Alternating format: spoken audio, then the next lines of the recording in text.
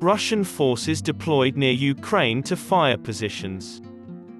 In his speech to the country, President Joe Biden noted that although Russia's defense ministry announced Tuesday that some soldiers will withdraw from Ukraine's borders after military exercises, so far the United States has not seen that.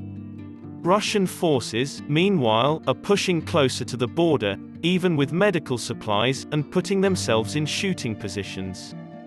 This is troubling U.S. authorities.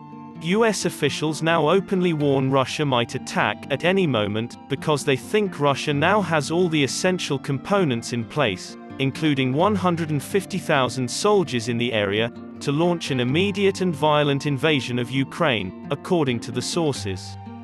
Even though Russian President Vladimir Putin has directed his military to be ready by Wednesday, February 16, ABC News has learnt that he has not yet decided whether or not to launch an assault on his neighbor. Rumored preparations to attack Ukraine have been disputed by the Russian government, which has blamed the United States of hysteria for issuing these increasingly urgent threats.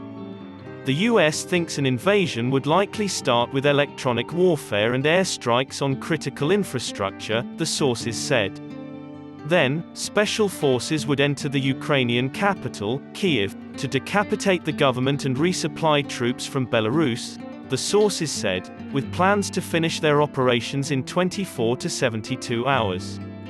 Biden said the U.S. would welcome Moscow withdrawing its soldiers and participating in diplomatic negotiations on matters like weapons control and military exercise transparency.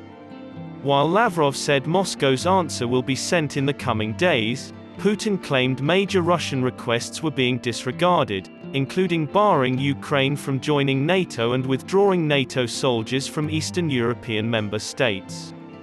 The US and NATO say it's impossible, because only the alliance or individual nations can determine that.